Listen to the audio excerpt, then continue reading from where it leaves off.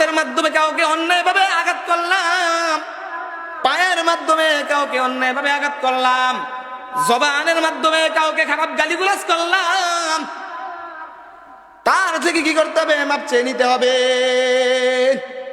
কথার আঘাত এমন একটা আঘাত, কাটার আঘাত, ছুরির আঘাত, তলোয়ারের আঘাত 1 বছর 2 বছর পরে শুকিয়ে যায়, কিন্তু কথার আঘাত এমন আঘাত যত চেষ্টা করুক না কেন, যতদিন বেঁচে থাকবে অতদিন পর্যন্ত ওই আঘাতটা থাকে ঠিক কিনা?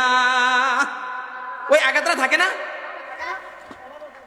যারা হাদিস সুনানে লাহা ইলতিয়ামু ওয়ালা ইয়ালতামু মা যারা আল লিসান। ছুরির আঘাত 1 বছর 2 বছর পরে শুকিয়ে যায়, কিন্তু কথার আঘাত কখনো শুকায় না, ঠিক কিনা? অন্যায় এভাবে কাউকে মারা যাবে না, অন্যায় এভাবে কাউকে আঘাত করা যাবে না, অন্যায় এভাবে কাউকে জুলুম ভাবে কাউকে অত্যাচার করা যাবে না। এজন্য আল্লাহ নবী বলেন, সালাসু দাওয়াতিন মুস্তাজাবাতুন লা শাক্কা ফীহিন্না দাওয়াতুল মাজলুম। আল্লাহ রাব্বুল আলামিন 3 ব্যক্তির দোয়াকে কবুল করেন, তার মধ্যে কোনো সন্দেহ নাই, তার মধ্যে আর দোয়ার মধ্যে কোনো পার্থক্য থাকে না, তার মধ্যে আর দোয়ার মধ্যে কোনো পর্দা থাকে না। আর করতে দেরি সাথে সাথে আল্লাহ রাব্বুল আলামিন কবুল করে ফেলেন। দাওয়াতুল মাজলুম, মজলুমের দোয়া আল্লাহ রাব্বুল আলামিন কবুল করেন।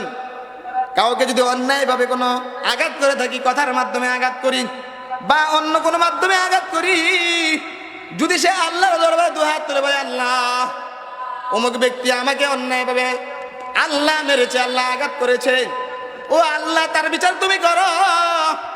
আল্লাহ রাব্বুল আলামিন বলেন কোনো পর্দা থাকে না, সাথে সাথে আমি আল্লাহ রাব্বুল আলামিন কি করি? তার দোয়াকে কবুল করি। ওয়া দাওয়াতুল মুসাফির, মুসাফিরের দোয়া আল্লাহ রাব্বুল আলামিন কবুল করেন।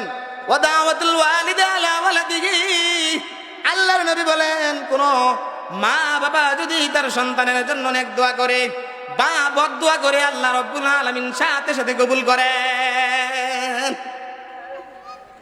এজন্য আল্লাহ নবী বলেন, রিদার রব্বি ফি রিদাল ওয়ালিদি ওয়া সাকাতুর রব্বি ফি সাকাতিল ওয়ালিদ। মা বাবার সন্তুষ্টির মধ্যে আল্লাহ রাব্বুল আলামিনের সন্তুষ্টি, মা বাবার অসন্তুষ্টির মধ্যে আল্লাহ তাআলার অসন্তুষ্টি। হামালাতুহু কুরআন ওয়া ওয়াদাতুহু কুরহা হামলুহু ওয়া ফিসালুহু 30